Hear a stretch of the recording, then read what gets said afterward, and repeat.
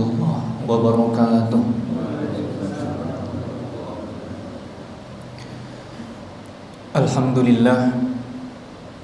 Alhamdulillahi ala kulli hal, walhamdulillahi alladzi bi ni'matihi tatimmus shalihat.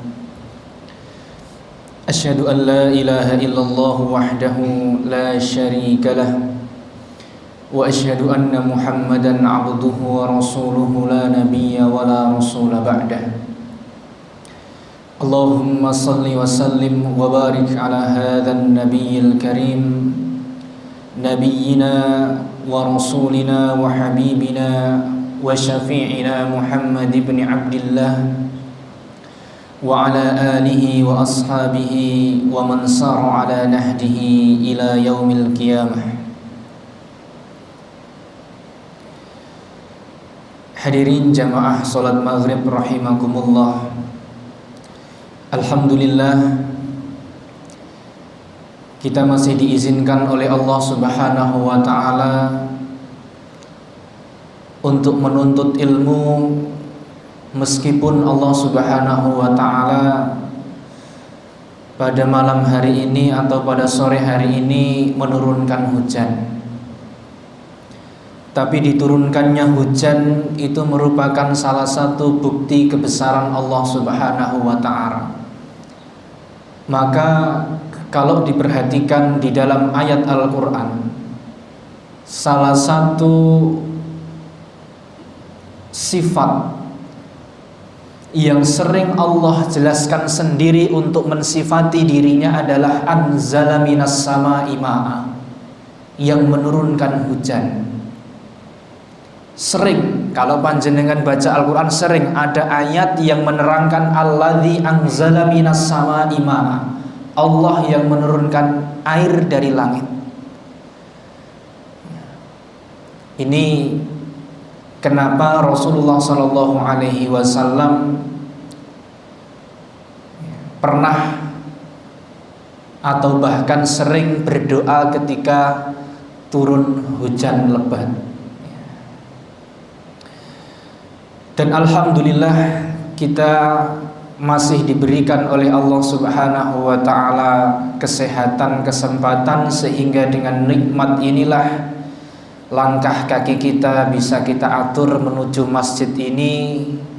Kita berhenti diam sejenak untuk bersama-sama ikhtiar menuntut ilmu, khususnya adalah ilmu agama.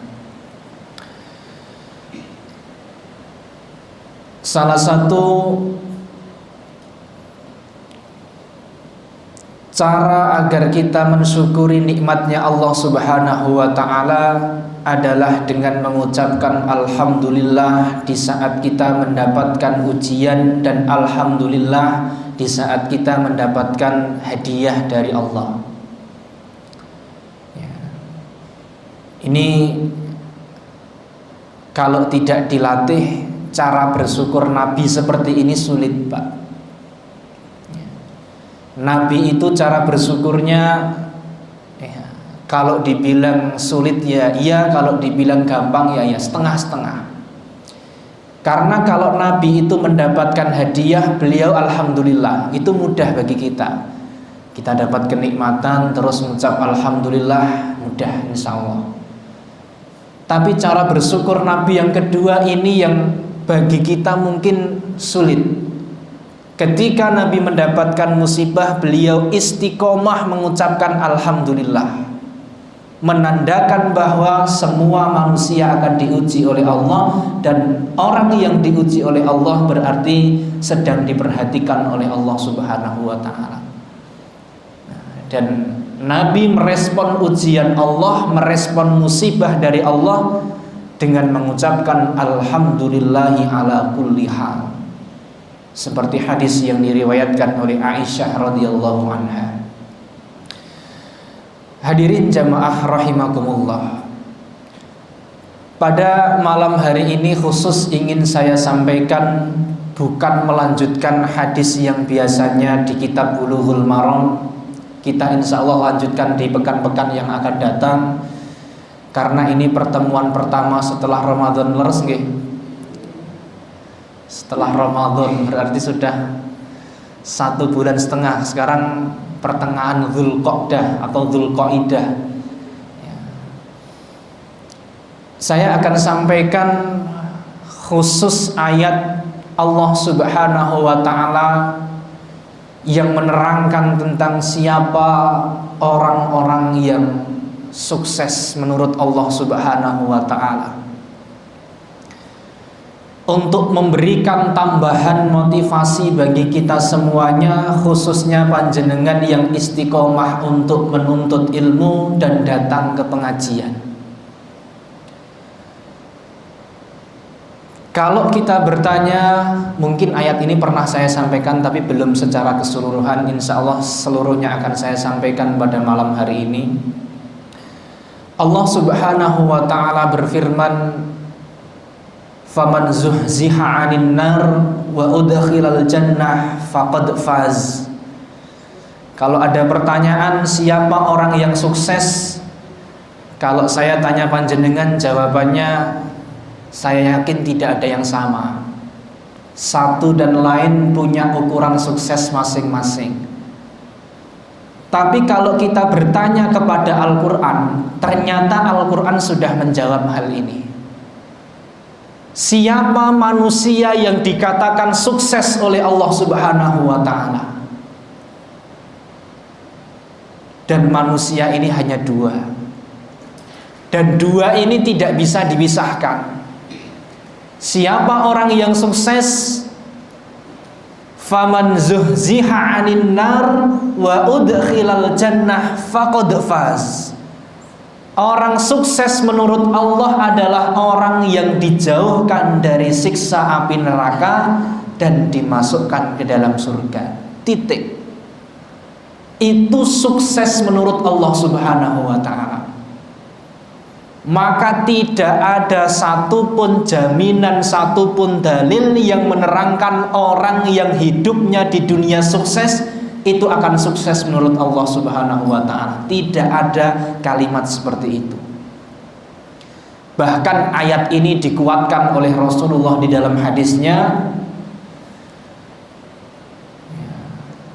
barang siapa yang Allah itu menghendaki kebaikan untuknya, yufaqihu fiddin, orang itu akan dinilai oleh Allah Subhanahu wa ta'ala memiliki kebaikan di dalam hidupnya adalah yufaqihu fiddin. Orang tersebut difahamkan ilmu agama, bukan ilmu dunia. Jadi sekali lagi, sukses di dunia belum tentu sukses di akhirat menurut Allah Subhanahu wa ta'ala. Buktinya banyak sekali. Buktinya banyak. Maka Imam Ahmad bin Hambal, madhabnya Imam Hambali terkenalnya, madhab Hambali, saat beliau ditanya kapan orang Islam itu bisa istirahat tenang tanpa beban, bisa nganggur selawasnya, itu kapan? Imam Ahmad ditanya seperti itu. Kemudian Imam Ahmad menjawab, orang Islam itu bisa nganggur, bisa santai-santai tanpa beban adalah ketika langkah kakinya sudah di dalam surga. Kalau belum masuk ke dalam surga, tidak ada yang namanya santai-santai, tanpa ujian, tanpa musibah, tidak akan ada. Karena orang yang tenang hidupnya, orang yang bisa santai tanpa beban, tanpa ujian, hanya fil jannah, di dalam surga. Jadi kalau panjenengan saya hidup sehari-hari, kalau menunggu tenang tanpa ujian, gak mungkin, Pak. Gak mungkin. Orang tidak diuji itu tidak mungkin. Tidak mungkin orang di dunia ini tidak diuji. Tidak mungkin. Orang tidak diuji itu ketika sudah langkah kakinya berada di dalam surga. Itu harus kita pahami dan harus kita yakini. Hadirin jamaah rahimakumullah. Dulu juga pernah saya sampaikan, Maka cara masuk ke dalam surga itu orang harus mendapatkan 3 hal. Untuk mendapatkan kehidupan yang baik, kehidupan yang abadi selamanya, enak tanpa ada khawatir, tekanan, beban dan lain sebagainya, masuk ke dalam surga kita harus punya pegangan 3. Satu adalah thoriqun ilal jannah, yang kedua adalah abwabul jannah, yang ketiga adalah miftahul jannah. Ya, kalau panjenengan punya cita-cita, dan insya Allah semua yang hadir di majelis ini punya cita-cita masuk surga, harus mempunyai 3 hal ini. Ini panjenengan harus dapatkan semuanya. Satu adalah jalan surga. Panjenengan harus tahu jalan surga. Yang kedua adalah abwabul jannah. Panjenengan harus dapatkan pintu surga. Tahu jalannya, belum tahu pintunya, tidak bisa masuk surga.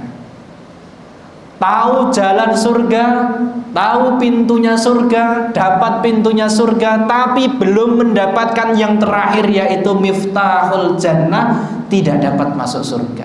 Kunci surga. Jalan surga harus kita tahu, pintunya surga harus kita tahu, harus kita dapatkan, terakhir kuncinya surga kita harus pegang itu. Kita kaji yang pertama dulu. Kenapa Pak yang pertama? Jalan surga. Ini kalau di dalam hadis istilahnya thoriqun ilal jannah, jalan menuju surga. Surga itu ada jalannya. Dan semua orang yang pengen masuk ke dalam surga harus tahu jalan surga terlebih dahulu. Nah, kita kalau punya rumah, mau ke suatu tempat tanpa tahu jalannya, tanpa tahu ada orang yang bisa menunjukkan ke surga, nggak akan bisa ke tempat yang ingin kita tuju. Maka Allah memberikan kita jaminan masuk surga, salah satunya harus tahu dulu jalan menuju surga itu lewat mana. Apa jalan surga itu? Rasulullah sampaikan jalan surga itu hanya satu. Jalan surga hanya bisa dilalui dengan ilmu agama. Kenapa Pak? Ilmu agama. Jalan surga bukan sholat, jalan surga bukan tauhid, jalan surga bukan puasa, haji yang biayanya mahal, bukan umroh. Tapi jalan surga yang harus panjenengan dapatkan adalah ilmu agama. Itu jalan surga. Dalilnya apa? Sudah sering saya sampaikan. Man salaka thariqun yaltamisu fihi ilman sahalallahu lahu bihi thariqun ilal jannah. Man salaka thariqun, barang siapa yang menempuh jalan menuju jalan ilmu, maka dia akan dimudahkan jalan menuju surga. Maka para ulama sepakat jalan surga bisa diraih dengan ilmu agama. Ilmu. Jadi panjenengan datang ke majelis ini adalah jalan menuju surga. Salat tanpa ilmu agama tidak akan sah salatnya. Panjenengan yakin kalau sholatnya sah karena panjenengan punya ilmu tentang sholat. Haji umroh dengan biaya yang mahal tanpa ilmu manasik haji, tidak akan sah haji dan umrohnya. Zakat tanpa ilmu tidak akan dinilai oleh Allah sebagai zakat. Puasa tanpa ilmu tidak akan diterima oleh Allah Subhanahu wa ta'ala. Maka segala amal itu dibingkai oleh ilmu agama. Itu pentingnya orang datang pengajian untuk menambah wawasan ilmu agama sehingga kita memperoleh thoriqun ilal jannah, jalan menuju surga. Ilmu. Wong yang tidak ilmu agama saja itu dihargai oleh Allah Subhanahu wa taala. Dihargai. Derajatnya diangkat oleh Allah Subhanahu wa taala yang bukan ilmu agama. Apalagi ilmu agama. Banyak ilmuwan non muslim. Contoh misalkan penemu lampu niku sinten, Pak? Yang menemukan lampu ini sinten? Thomas, leres nggih? Thomas Alva Edison. Ini orang non muslim. Karena dia sudah berpengaruh pada peradaban manusia karena ilmunya, meskipun bukan ilmu agama, tapi derajat orang tersebut diangkat oleh Allah. Karena dia non muslim, maka penemu lampu itu derajatnya diangkat hanya di mana? Di dunia saja. Di akhirat tidak bisa karena dia non muslim. Buktinya nama penemu lampu sampai sekarang anak-anak belajar juga sudah tahu. Diangkat oleh Allah karena ilmu. Ya. Ini bukti kalau ilmu itu bisa mengangkat derajat manusia. Apalagi ilmu yang kita cari, yang kita kuasai adalah ilmu agama. Ini motivasi besar bagi saya dan panjenengan semuanya, sebisa mungkin untuk istiqomah menambah sedikit banyak pengetahuan kita tentang agama Islam. Karena satu-satunya yang bisa menjamin, yang bisa menunjukkan jalan surga kita adalah dengan ilmu agama. Tanpa ilmu agama gelap peta seseorang untuk menuju surganya Allah Subhanahu wa ta'ala. Ya. Ilmu. Di dalam hadis Nabi, tidak hanya manusia yang diangkat oleh Allah Subhanahu wa ta'ala karena ilmu. Bahkan ada seekor hewan, seekor hewan, yang hewan ini itu identik dengan hal yang negatif.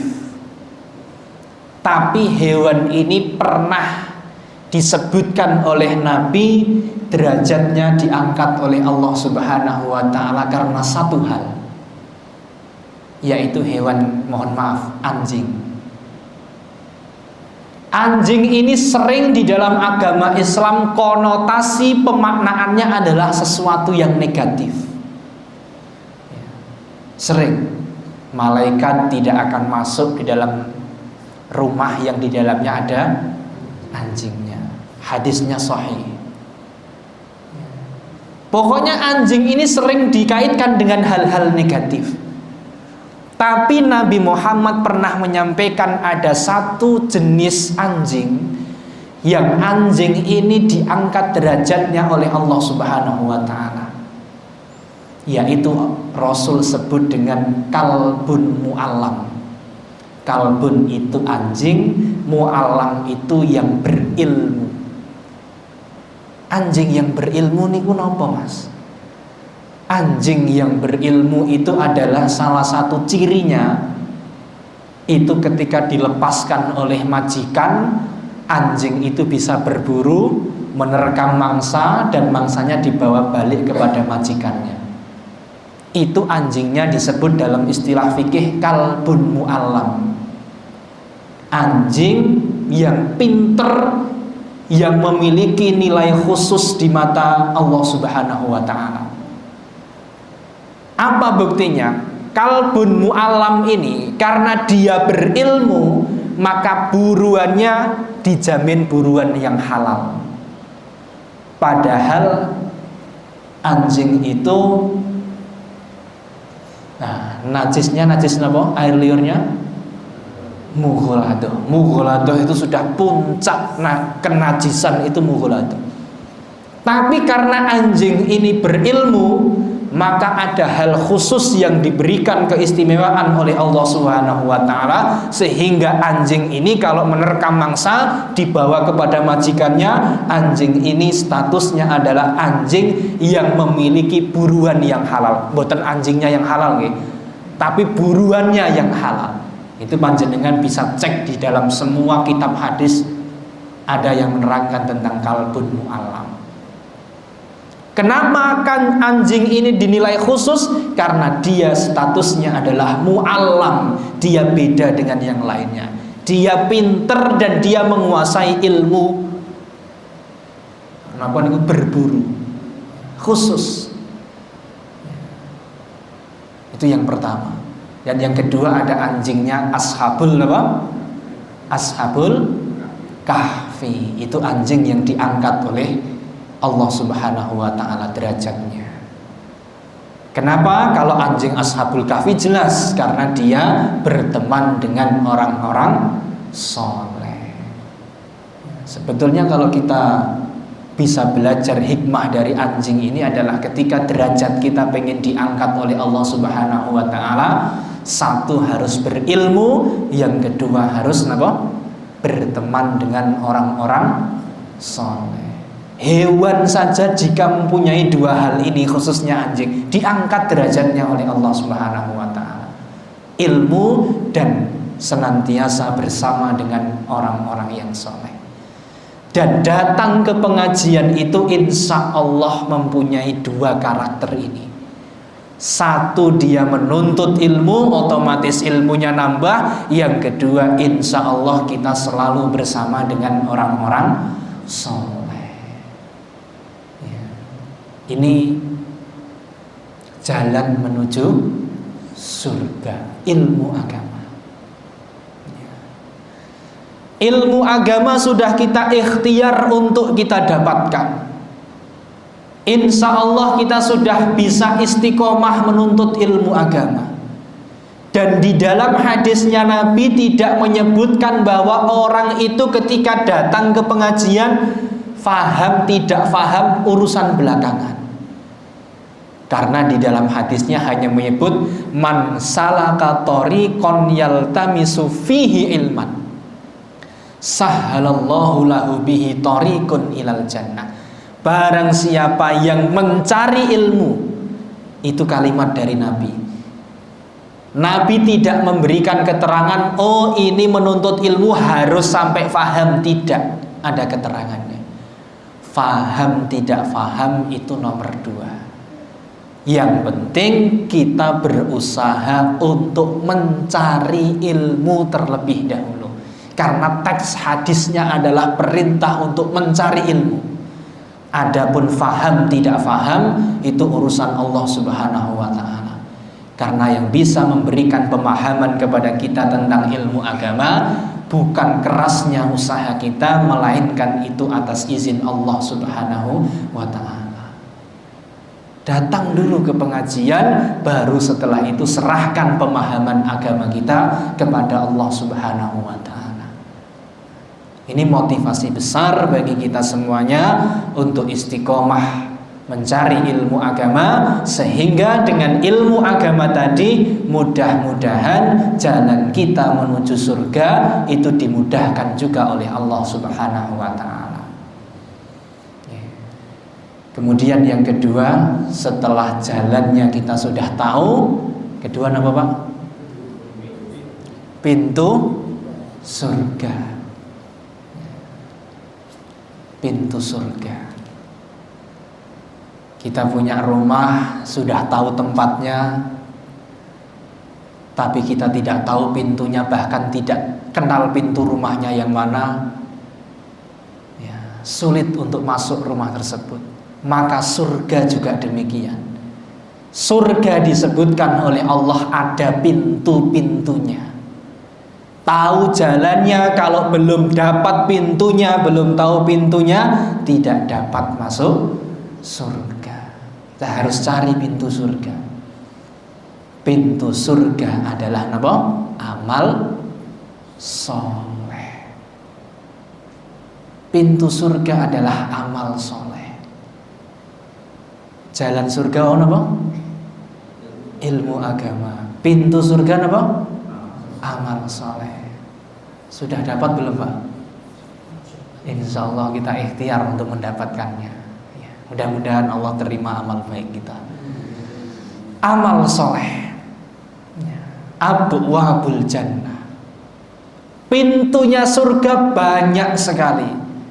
Dan ada salah satu orang selain Nabi Muhammad yang bisa masuk surga dengan pintu mana saja.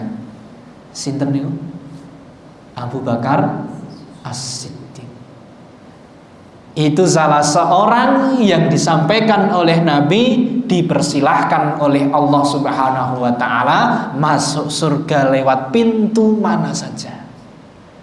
Kenapa? Karena seseorang itu akan masuk surga dengan amalan yang dia prioritaskan. Maka adalah istilah pintu ahli sholat. Ada pintu ahli puasa. Yang terkenal pintu ahli puasa, sebutannya apa? Babur Royyan. Ahli puasa akan dipanggil oleh malaikat lewat pintu puasa. Ada pintu namanya pintu sedekah. Ada. Dan Abu Bakar As-Siddiq dipanggil oleh semua pintu-pintu surga. Maka setidaknya ada satu amalan sunnah prioritas kita. Amalan sunnah. Kalau amalan wajib sudah pasti. Tapi setidaknya kita itu punya satu amalan sunnah yang bisa kita prioritaskan, bisa kita istiqomahkan. Entah itu puasa Senin Kemis, atau sedekah, atau infak, atau sholat sunnah, duha, tahajud, macam-macam. Paling tidak ada satu amalan sunnah yang bisa kita prioritaskan di dalam amalan-amalan kebaikan kita. Ya, itu pintu surga. Amal soleh, semua amal soleh itu ada pintunya masing-masing. Tergantung kita ahli ibadahnya bagian mana. Kalau puasa tentu babur royan yang akan menjadi pintu masuk bagi kita menuju surganya Allah Subhanahu wa ta'ala. Pintu surga. Rasulullah Shallallahu Alaihi Wasallam bersabda, "Awsatu abwabil jannah birrul walidain." Pintu surga yang paling tengah dan yang paling utama adalah birrul walidain. Apa birrul walidain? Berbakti kepada kedua orang tua. Itu awsatu abwabil jannah, pintu surga yang paling tengah. Ya, tapi tidak panjang lebar saya sampaikan tentang berbakti kepada kedua orang tua, karena sudah pernah saya sampaikan. Baik orang tua yang sudah meninggal, kita bisa berbuat baik, berbakti dengan doa. Yang sudah hidup, yang masih hidup, mohon maaf, kita bisa berbuat baik dengan banyak hal. Itu pernah saya sampaikan di kitab Bulughul Maram di kajian-kajian sebelumnya.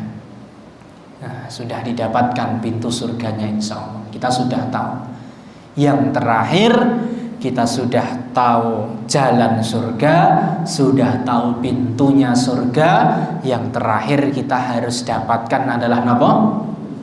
Kunci surga.